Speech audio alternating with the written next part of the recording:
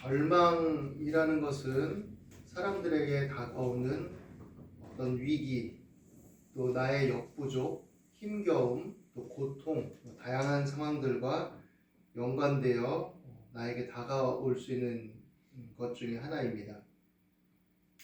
오늘 말씀에 보면 베드로가 형제가 내게 죄를 범하면 몇 번이나 용서하여 주면 좋겠습니까? 7번까지 하면 될까요? 라고 이렇게 묻습니다. 7번 용서하는 것도 사실 굉장히 큰 거죠.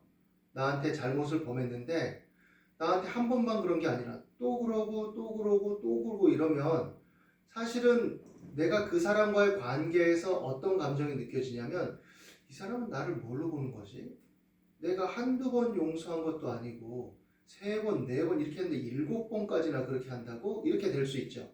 그냥 단순한 수치로 우리가 생각해 본다면 그러면 7번이라는 숫자는 굉장히 많이 용서해 준 겁니다. 그냥 단순하게 생각해 볼 때도 한 사람과의 관계성 속에서. 근데 또 다르게 생각해 보면 사람은 또 종종 실수가 잦아요. 그래서 소소한 것들을 이렇게 잘못을 구할 때 우리는 사실 생각해 보면 한 사람과의 관계에 있어서도 여러 번 실수도 하고 서로 또 묵인도 해주고 용서도 해주고 그냥 덮고 넘어가기도 하고 이러기도 합니다. 너무 이렇게 엄밀하게 다른 사람의 잘못이나 실수를 대하면 관계가 팍팍해지죠. 그리고 사람이 신축성이 없습니다. 사람은 다 부족한 요소를 가지고 있기 때문에 어느 면에서의 약간의 실수나 잘못들은 서로 그럴 수 있다라는 어떤 암묵적인 동의 속에 넘어가 주는 거예요. 너그럽게 아무 일도 없었던 것처럼. 그게 참 어떻게 보면 살아가는 삶의 정의이기도 하고 윤활유같이 작용을 하기도 하죠. 그런데 오늘 이 말씀 내게 죄를 범하면 했을 때 이것은 좀 중요한 거예요. 어떻게 보면 그냥 실수로 조금 이렇게 뭘 잘못했다던가 내가 의도치 않게 했다던가 그런 요소가 아니라 정말 내가 정말 화가 나는 거죠. 화가 나는 거. 내게 이렇게 한다니 할 수 있는 거라고 말할 수 있죠. 예수님이 7번뿐 아니라 7번을 70번까지라도 할지니라 이렇게 말씀하십니다. 77에서 49, 490번까지만 해라 이게 아니라 그가 와서 잘못했다라고 하면 그렇게 고백을 하고 용서를 구한다면 근데 이것은 피상적인 게 아니겠죠. 사실은 내가 정말 잘못했습니다라는 진정성이 동반돼야 되겠죠. 사실 내면의 어떤 예수님의 의도를 본다면 그러나 우리는 그것을 또 다 헤아리기가 어렵습니다. 상대방이 와서 연기를 하는지 아니면 자기를 가리려고 그러는지 다 이해할 수 없어요. 그렇지만 내가 정말 잘못했어. 내가 이건 너한테 큰 실수를 한 거야. 내가 죄를 지었어. 이렇게 하면 그 고백을 그래도 하고 인정을 하는 것이기 때문에 용서해 주는 것을 택하는 것이 좋겠죠. 요즘 흔히 우리가 종종 또 들을 때 사람들이 사과를 잘 안 한다는 말을 자주 들어요. 주변에서. 그러니까 뭔가 실수를 하면 미안합니다 라든지 제가 이거를 잘못했네요 라고 이렇게 얘기해 주면 괜찮아요. 너 그럴 수 있죠 라고 이렇게 넘어가면 되는데 매듭을 안 짓는 거예요. 일하는 현장에서 또 알바하는 현장에서 또 사람과의 관계에서 왜냐하면 그만큼 각박해지고 퍽퍽해졌다는 얘기죠. 용서를 잘 안 해준다든지 남의 실수를 트집 잡아서 그것을 굉장히 다른 각도로 그거보다 더 과하게 뭔가를 요구하고 괴롭힌다든지 아니면 내가 책임지기 싫어서 회피하는 성향이 강해가지고 조그만 잘못이라도 인정하면 내가 그 책임과 부담을 지게 되니까 자기가 잘못한 거를 뻔히 알면서도 회피적이 되고 은근히 넘어가고 이렇게 하는 것이 일종의 처신처럼 작용을 하는 거죠. 그래서 미안하다라는 말 대신 그냥 그 현장 현실 자체만 은근히 묘사하면서 두리뭉실 넘어가는 경우들이 있어요. 그럴 땐 참 어떻게 보면 불쾌하기도 하겠죠 우리가. 근데 예수님은 용서를 충분히 해라. 그리고 그 근거를 얘기하는 어떤 비유를 듭니다. 천국은 그 종들과 결산하려 하던 어떤 임금과 같으니 결산할 때 10,000달란트 빚진 자 하나를 데려오매 갚을 것이 없는지라 주인이 명하여 그 몸과 아내와 자식들과 모든 소유를 다 팔아 갚게 하라 하니 그 종이 엎드려 절하며 이르되 내게 참으소서 다 갚으리이다 하거늘. 이 종이 어떻게 해서 이렇게 많은 빚을 졌는지 우리 이거는 어떻게 보면 좀 현실감이 떨어진 얘기죠. 비유라고 할 수 있어요. 왜냐하면 10,000달란트는 어떻게 보면 굉장히 어마어마한 돈입니다. 한 개인이 이렇게 빚을 지기가 어려워요. 특히 옛날 그 고대 사회를 본다면 10,000달란트는 오늘날 화폐 단위라면 조단입니다. 조단위. 그리고 옛 고대 기록에 보면 어떤 전쟁에 대한 어떤 결과로서 국가 부채, 국가 배상금으로서 10,000달란트를 요구하고 요구받은 그런 기록들이 있어요. 그러니까 이거는 국가가 어떤 것을 다른 국가와의 어떤 갈등 관계, 전쟁 관계 이후에 배상해야 될 국가 배상금 뭐 이런 정도에 속하는 금액이지 뭐 이게 한 개인이 질 수 있는 빚은 아니죠. 그럼 뭐냐 이것은 그만큼 불가능하고 그만큼 절망적인 어떤 절대적인 것이 있다라는 것이죠. 그리고 이것이 나에게 밀어닥칠 때 한 개인은 이것을 감당할 길이 없는 거죠. 이것은 우리가 흔히 생각해 본다면 이 정도의 절망은 죽음은 누구에게나 다가오는 것이지만 죽음은 우리가 회피할 수 없는 절대적인 절망이라고 할 수도 있겠죠. 어떤 면에서는.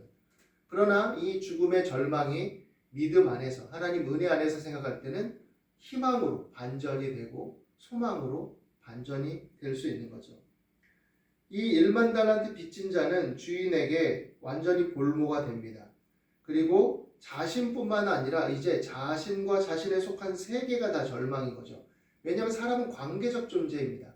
내가 책임지면 돼 라고 하지만 나와 더불어서 연결된 다른 사람들에게도 그런 어려움과 힘겨움이 따르게 되죠. 그래서 이 주인과의 관계에서 보면 그 몸과 아내와 자식들과 모든 소유를 물론 이제 고대의 상황 속에서의 어떤 가정적인 측면들이 다 가부장적으로 귀속돼 있으니까 그만큼 또 가부장에게 부여된 권위도 있지만 책임 또한 막중한 시대이니까 그 책임을 다 짊어지게 되는 거죠. 그때 엎드립니다. 내게 참으소서 다 갚으리이다. 갚을 수 있나요? 갚을 수 없어요. 몸부림이죠. 매달림이죠. 그 종의 주인이 불쌍히 여겼습니다. 그리고 놓아서 보내주고 그 빚을 탕감해 줍니다. 자신의 힘으로 그 힘으로 할 수 없으니 탕감해 주죠. 주인의 자비와 무한한 은혜를 통해서 이 사람은 자유를 얻게 됩니다. 그런데 문제는 그 이후에 발생하죠. 그 종이 나가서 길을 걷다가 100데나리온 빚진 동료 한 사람을 만나게 됩니다. 100데나리온은 오늘날 화폐 단위로 하면 뭐 한 600만 원 작게는 잡을 수 있고 크게는 한 1,000만 원 정도로 얘기할 수 있겠죠. 사실 이것도 크다면 큰 돈이죠. 이게 굉장히 큰 돈입니다. 1,000만 원의 빚을 졌다라고 했을 때 거의 1년에 한 달에 100만 원씩을 갚아 나가야 될 만큼 큰 돈이죠. 근데 그렇다 할지라도 이 사람은 주인에게 얼마를 탕감받았습니까? 10,000달란트예요. 불가능한 거를 탕감받은 거죠. 그런데 자기 동료 100데나리온 빚진 동료 한 사람을 만나서 붙들어서 얘기합니다. 목을 잡고 이건 벌써 목을 잡았다라는 것은 이미 마음으로부터 끓어오르는 어떤 분노고 이 자식 잘 만났다고 내가 이것을 받아내리라 이거죠. 그리고 목을 잡고 빚을 갚으라 라고 말합니다. 동료가 엎드려서 간구합니다. 엎드려서 나에게 참아주소서 갚으리이다. 근데 어떻게 합니까? 허락하지 않았다라고 말합니다. 그리고 그 빚을 갚도록 옥에 가두어 버립니다. 끌고 가서. 이 사람은 망각을 한 겁니다. 망각. 자신이 어떤 은혜를 입었는지, 자신이 어떤 존재였는지 새카맣게 잊어버리듯이. 그런데 사실은 잊은 게 아니라 자신의 어떤 이기심 그리고 현실의 탐욕, 악한 마음이 그것들을 완전히 질식시켜버린 거죠. 사람의 정서라는 것은 타인과의 관계망을 통해서 또 관계적인 경험을 통해서 내가 경험한 것들을 내 안에 받아들이고 그것을 통해서 다른 사람과 관계에 반영하고 이러는 것이 당연한 법인데 특별히 나쁜 거는 그렇게 하지 말아야 되겠지만 반면교사로 삼아서 자기가 좋은 것을 누리고 받았으면 그것을 다시 반추해 보면서 그것을 반영할 줄 알고 그 여유와 너그러움을 회복해야 되는 것임에도 불구하고 이 사람은 그렇지 않았어요. 불쌍히 여기지도 않은 겁니다. 자신을 주인이 불쌍히 여겼는데 그 사람은 그렇게 애절하게 호소하는 동료를 봤을 때 그렇지, 저게 내 모습이지. 그렇지만 나는 또 저 사람보다 더 큰 빚을 지었던 사람이지. 그런데 나는 용서를 받았고 탕감을 받았네. 그러면 괜찮아요 라고 해야 되는데 그렇지 않은 거죠. 다른 동료들이 그것을 보고 몹시 그 옥에 갇힌 동료를 딱하게 여겼습니다. 그리고 주인에게 가서 그 일을 다 알립니다. 관계는 다 연결되어 있기 때문에 알려지기 마련이죠. 이 사람은 기본적인 처신조차도 제대로 되지 않은 사람이죠. 주인이 그를 불렀습니다. 악한 종아, 네가 빌기에 내가 내 빚을 전부 탕감하여 주었거늘 내가 너를 불쌍히 여김같이 너도 네 동료를 불쌍히 여김이 마땅하지 아니하냐 라고 말합니다. 그리고 경노하고 그 빚을 다 갚도록 그를 옥졸들에게 넘깁니다. 그 빚을 다 갚도록이라는 말은 사실은 옥에 갇힌 사람이 어떻게 그 빚을 다 갚을 수 있겠어요?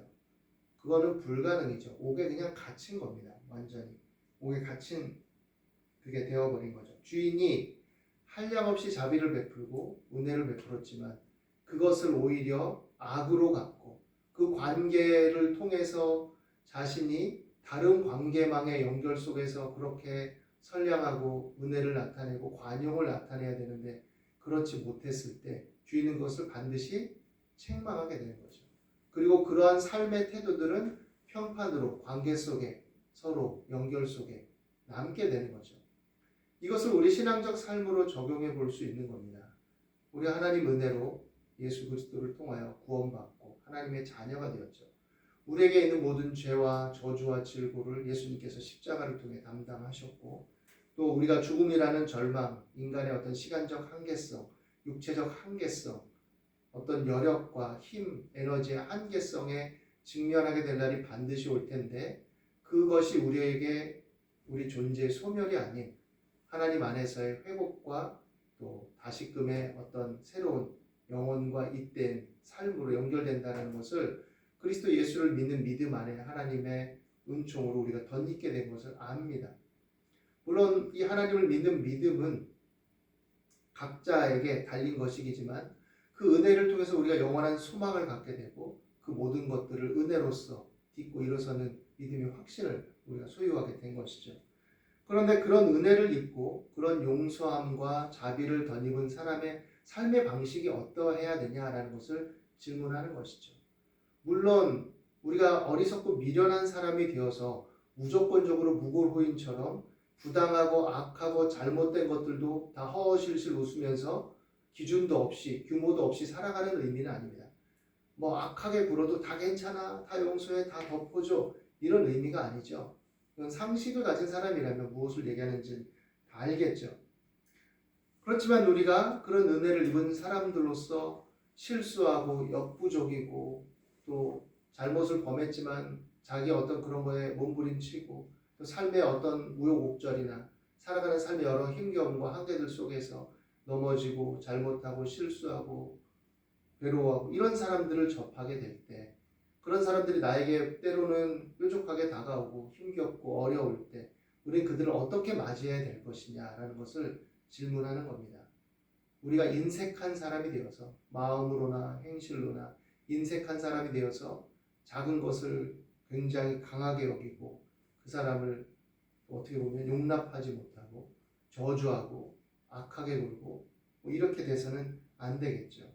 긍휼히 여기고 불쌍히 여기고 또 그 사정과 처지를 또 헤아릴 줄 알고 또 그리고 그 안에서 화평을 도모하고 회복을 도모하고 함께 상생을 도모하고 이런 마음을 갖는 것이 타당하다라는 것이죠. 그리고 그런 삶의 방식들은 여러 관계망 속에서 연결되어 있고 영향을 미치고 알려지고 또 열매를 불러일으킨다라는 것을 우리는 생각해 봐야 됩니다. 별거 아닌 것 같고 또 이렇게 살아봤자 무슨 소용이야 라고 싶을 때도 있죠.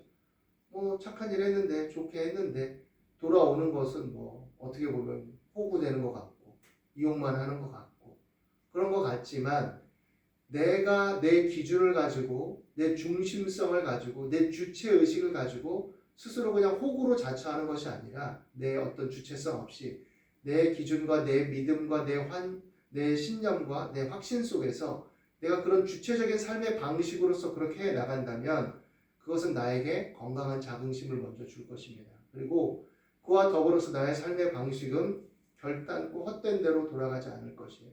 모든 관계 속에 때때로 위기 속에 그것이 나에게 빛을 발해서 다가올 수도 있고 내가 그렇게 살아가면 무슨 소용인가 했을 때 내 삶의 방식과 태도가 어떤 순간에 그대로 녹아들어 있어서 그것을 알아보는 사람이나 환경이나 여건 속에 내가 건강하게 살아갈 수도 있을 것입니다. 누가 알아주지 않는다 해도 내 개인의 자존감과 인격성이 나를 그렇게 만들어가고 나를 그렇게 키워주게 될 것이고 나는 그런 존재성을 갖게 될 것이에요. 그리고 이 모든 것을 하나님께서는 아시고 지켜보시고 또 결론적으로 결국엔 판단하신다라고 오늘 말씀 우리에게 일러주고 있는 것입니다. 우리가 그렇게 살아갈 때 결국 하나님은 우리를 어떻게 살았는지에 대한 판단자로서 우리를 지켜보고 계시고 또 최후 심판의 결론을 내리실 것을 말씀하고 계신 것이죠. 그런 면에서 우리가 이 땅을 살아갈 때 하나님의 은혜를 상기하고 십자가의 은혜를 상기하는 것은 중요합니다. 그리고 그것이 내가 놀라운 은혜였다라는 것, 그 믿음의 확신을 가지고 사는 것도 굉장히 우리에게 복된 것이고 중요합니다. 그러나 그것으로 그쳐서는 안 되겠죠. 어떻게 보면 처음에 탕감받은 이 사람은 1만 달란트를 탕감받은 사람은 어떻게 보면 내가 10,000달란트를 탕감받았다. 나는 자유다라고 자랑하고 다닐 수 있겠죠. 그런데 그걸로 그치면 끝이냐? 그게 아니죠. 이 사람의 삶의 방식을 통해서 진정으로 그 은혜를 아는 자인지 아닌지가 드러나게 됩니다. 예수님 믿는다. 예수님 나를 구원하셨다. 내게 은혜를 베푸셨다. 라고 자랑하고 간증하고 내가 기도했더니 이런 일들이 이루어졌습니다. 아무리 떠들고 다녀도 자기 삶의 방식이 인색하고 뭐가 나 있고 다른 사람에게 너무 박하게 굴고 자비를 베풀 줄 모르고 화목하게 할 줄 모르고 자기 이익에 조금이라도 손상이 되면 핏대를 세우고 그렇게 한다면 그리고 심지어 법망을 요리조리 피한다든지 편법을 쓴다든지 교묘하게 머리를 써서 이익을 추구하고 그래서 그것으로 인해서 다른 사람이 어려움을 겪게 만든다면 이 사람은 과연 어떤 유형의 사람일까 생각해 봐야 됩니다. 그래서 우리가 은혜를 통해서 믿음을 갖고 하나님의 자녀가 되었다라고 하는 사람들은 자신의 인간적 관계를 더 점검해 봐야 돼요. 하나님과의 관계를 들먹이면서 인간관계를 소홀히 하는 것이 아니라 하나님과의 관계를 통해서 이제 인간관계를 더 점검해 봐야 되는 거죠. 내가 주변에서 만나는 사람들, 친구들, 또 동료들 이 속에서 내가 어떻게 살아가고 있는가? 내가 어떤 마음을 가지고 있는가? 내가 어렵고 힘들다고 해서 인색하고 모나고 또 잔머리나 굴리고 교활하고 또 이것을 합리화시키고 있지 않는가? 아니면 내가 힘겨우니까 그런 것들을 다 외면해버리고 살고 있지는 않은가? 다양하게 자신의 어떤 성격 패턴이나 사고방식이나 또 정서적인 어떤 내 반응들을 한 번은 살펴보고 관계 속에서 내가 어떻게 타인과의 관계에서 내가 어떻게 반영되는지를 생각해 봐야 되는 것이죠. 그것이 하나님과의 관계와 이웃과의 관계를 통해서 내가 믿음의 정체성을 다지고 살아가는 삶의 자세 속에 삶의 목표와 지향성을 다져가는 근본 토대가 되어지는 것입니다. 오늘 이 말씀을 통해서 하나님의 은혜에 대해 또 다시금 확신하고 십자가의 대속의 은혜를 통한 구원의 확신 속에 더욱 담대할 수 있게 되기를 바랍니다. 그리고 내가 그 믿음으로 살아가는 것이 마지못해 어쩔 수 없이가 아니라 내 믿음의 정체성과 주체성을 확고하게 하고 내 신념과 내 판단을 가지고 내가 그렇게 살아간다라는 믿음의 굳센 결의를 가지고 하나님의 자녀로서 또 이 새로운 다가올 한 해를 맞이하고 또 믿음으로 기쁘게 담대하게 모든 관계 속에 하나님의 은혜와 복을 흘러가게 하고 또 나르는 그런 통로가 될 수 있게 되기를 예수님의 이름으로 축원합니다. 기도하겠습니다.